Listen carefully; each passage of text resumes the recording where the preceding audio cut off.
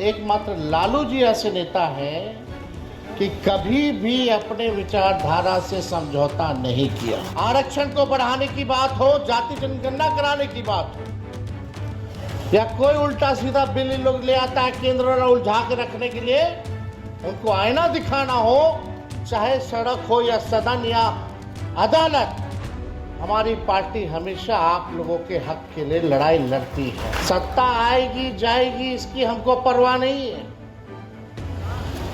इसकी चिंता नहीं है।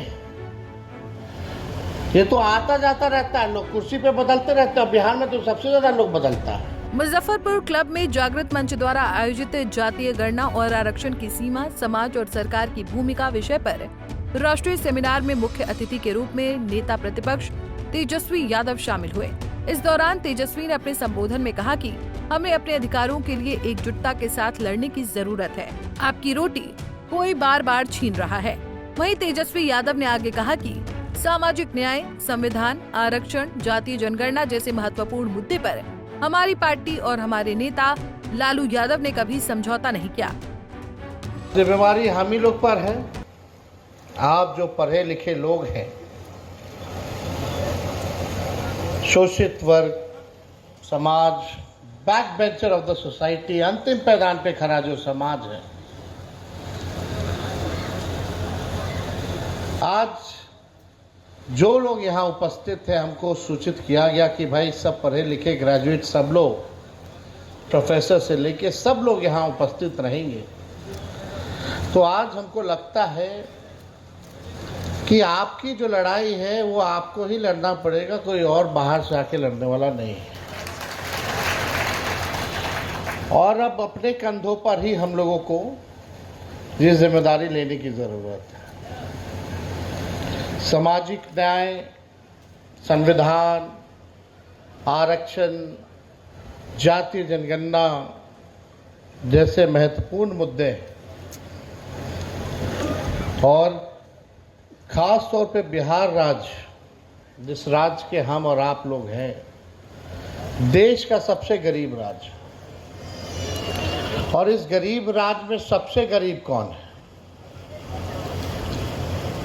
आदिवासी, दलित भाई, अति पिछड़े, ये सब लोग जानते थे। लेकिन जब जाति आधारित गणना हुई, जाति जनगणना हम लोगों ने नहीं कराया और ना राज्य सरकार करा सकती, क्योंकि संविधान में नियम है। इसलिए हम लोगों ने जाति आधारित गणना सर्वे कराया। जातीय जनगणना कराने का अधिकार केवल भारत सरकार को है। लेकिन जब हम लोगों ने जाति आधारित गणना भी कराया तो मोदी जी के, भारत सरकार के जो सबसे बड़े वकील, सॉलिसिटर जनरल तुषार मेहता जी को खड़ा कर दिया गया कि ये बिहार के जो आंकड़े हैं या जो जाति आधारित गणना हम लोग करा रहे हैं, ये किसी भी प्रकार से ना हो, फेल हो जाए। आप बताइए कि आखिर इससे नुकसान किसको है? जो हमारे प्रधानमंत्री मोदी जी कहते थे जात पात कर रहा है, लोग जातीय विद्वेष पैदा कर रहा है, आज उन्होंने कैबिनेट में मीटिंग में निर्णय लिया कुछ दिन पहले कि भारत सरकार जातीय जनगणना कराएगी। तो प्रधानमंत्री जी को बताना चाहिए कि क्या अब आप जात को लड़ा रहे हो, विद्वेष पैदा कर रहे हो? इससे नुकसान किसी को नहीं है, बल्कि फायदा है। साइंटिफिक डेटा होना तो सबसे ज्यादा महत्वपूर्ण है। रियलिटी पता चलता है, सच्चाई पता चलती है। अगर नाला साफ करने वाला है तो कौन जाति का है, ठेला धोने वाला है तो कौन जाति का है, भूमिहीन है तो कौन जाति का है, एक कमरे में परिवार अगर रहता है तो वो कौन जाति के लोग हैं, ये तो पता चलना चाहिए। जब तक आपको ये जानकारी नहीं होगी सरकार कितनों अरबों खरबों का बजट बनाता चला जाए, अनाउंस करता रहे, लेकिन उस बजट को और योजनाओं को हम उन लोगों तक नहीं पहुंचाएंगे जिसको समाज में सबसे अधिक जरूरत है, तो ये हमारा बजट का क्या मतलब है? तो देखिए, सब वक्ताओं ने अपनी बात को यहां रखा है और हमको नहीं लगता कि कोई भी बात जो है छूटा होगा, लेकिन आज अवसर मिला है आप सब लोगों के बीच आने का, अपनी बात को रखने का। सब लोग इतिहास जानते हैं, हमसे ज़्यादा पढ़े लिखे लोग हैं, जानकार लोग हैं, समाज में कई लोगों का शोषण हुआ होगा, पीड़ित होंगे यहाँ पर लोग, लेकिन राष्ट्रीय जनता दल ऐसी एक पार्टी है और एकमात्र लालू जी ऐसे नेता हैं कि कभी भी अपने विचारधारा से समझौता नहीं किया।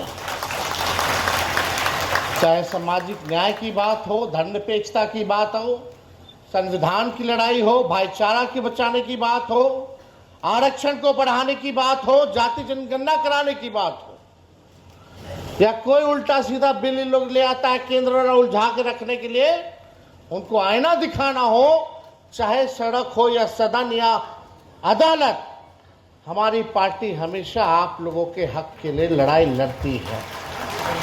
सत्ता आएगी जाएगी इसकी हमको परवाह नहीं है, इसकी चिंता नहीं है। ये तो आता जाता रहता है, लोग कुर्सी पे बदलते रहते हैं। बिहार में तो सबसे ज्यादा लोग बदलता है। 2 बार हम भी उप मुख्यमंत्री बने, 17 महीने की सरकार रही, लेकिन हमको गर्व है कि हमने वो काम करके दिखाया जो देश के किसी सरकार ने नहीं किया। मात्र 17 महीने में हम लोगों ने जाति आधारित गणना कराया, आरक्षण की सीमा 65%, पिछड़े अति पिछड़े, दलित, आदिवासी भाइयों का हम लोगों ने बढ़ाया। 5 लाख नौकरी भी अगर देने की बात आई तो हम लोगों ने एक साथ 5 लाख लोगों को भी नौकरी हम लोगों ने दिया। 3 लाख नौकरी प्रक्रियाधीन कराया। बता दें कि सेमिनार में कई अलग अलग क्षेत्रों में उत्कृष्ट योगदान देने वाले शिक्षाविद, डॉक्टर्स, इंजीनियर, शिक्षक, अधिवक्ता, सामाजिक न्याय की लड़ाई लड़ने वाले और व्यावसायिक वर्ग के लोगों के साथ राजद के विधायक शामिल थे। पंजाब केसरी टीवी के लिए मुजफ्फरपुर से संतोष तिवारी की रिपोर्ट।